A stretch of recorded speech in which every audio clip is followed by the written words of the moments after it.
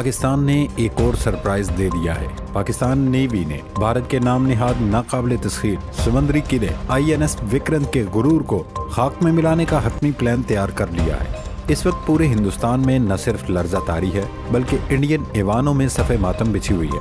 بھارت کا پاکستان پر شبخون مارنے کا خواب نہ صرف چکنا چور ہو گیا بلکہ اسے اپنی بقا کے لالے پڑ گئے ہیں۔ پاکستان کو دوست ملک چین نے ایسا خاموش قاتل بطور تحفہ دیا جس کے بعد انڈیا سمندری محاذ سے پاکستان پر حملہ کرنے کی غلطی یا جرات نہیں کر سکے گا۔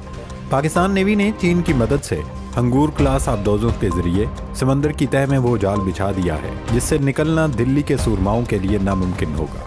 یہ صرف ایک آبدوز نہیں بلکہ غازی کی وہ تاریخ ہے جو دوبارہ دہرائی جانے والی ہے۔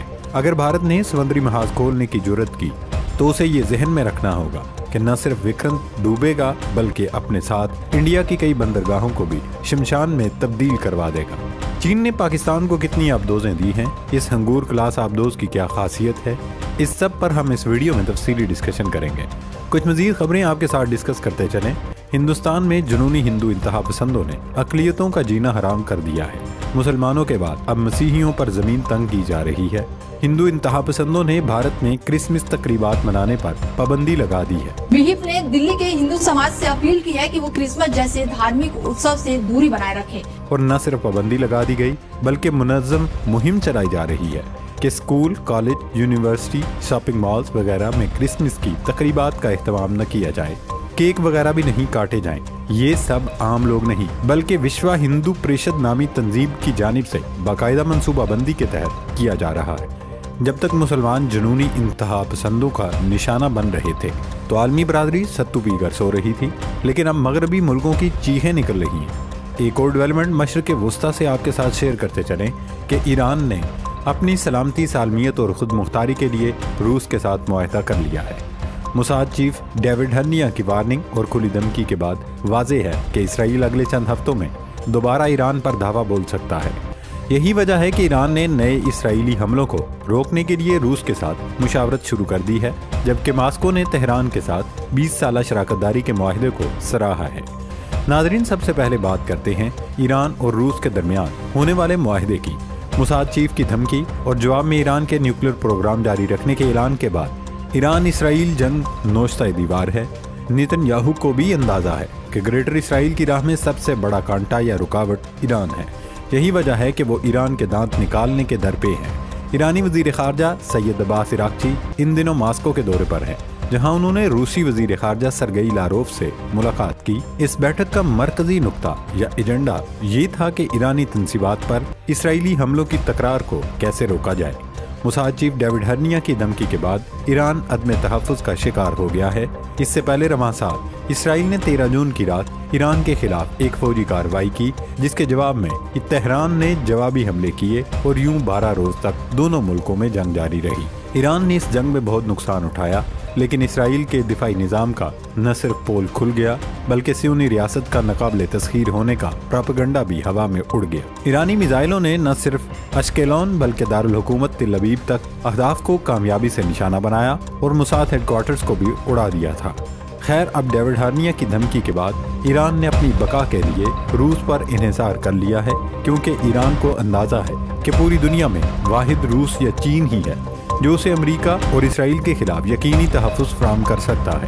اب دیکھنا یہ ہوگا کہ روس سے اس معاہدے کے بعد اسرائیل ایران پر چڑھائی کرتا ہے یا پھر وہ روس کے خلاف بھی باقاعدہ جنگ چھیڑ دے گا۔ لیکن یہ اسرائیل اور امریکہ کے لیے اتنا آسان نہیں ہوگا، کیونکہ روس کے خلاف جنگ کی صورت میں چین بھی خاموش نہیں رہے گا۔ لہٰذا اسرائیل کی کوئی بھی حماقت پورے خطے کو بھڑکتے شعلوں میں جھونک دے گی۔ ناظرین، اب ذکر کرتے ہیں بھارت کی موت کا۔ پاک بحریہ نے جدید ہتھیاروں سے لیس آبدوز غازی کو چین کے شہر ووہان میں شوانگ لیو بیس پر لانچ کر دیا۔ غازی کی لانچنگ کے بعد چین میں زیر تکمیل 4 ہنگور آبدوزیں سی ٹرائل کے مرحلے میں داخل ہیں۔ پاکستان نیوی کی غازی ہنگور کلاس کی چوتھی آبدوز ہے جو چین میں تیار کی گئی۔ پاکستان اور چین کے درمیان 8 ہنگور کلاس آبدوزوں کا معاہدہ ہے۔ معاہدے کے تحت 4 ہنگور آبدوزیں چین جبکہ 4 پاکستان میں تیار کی جائیں گی۔ اب ذکر کرتے ہیں ان آبدوزوں کی خصوصیت کا۔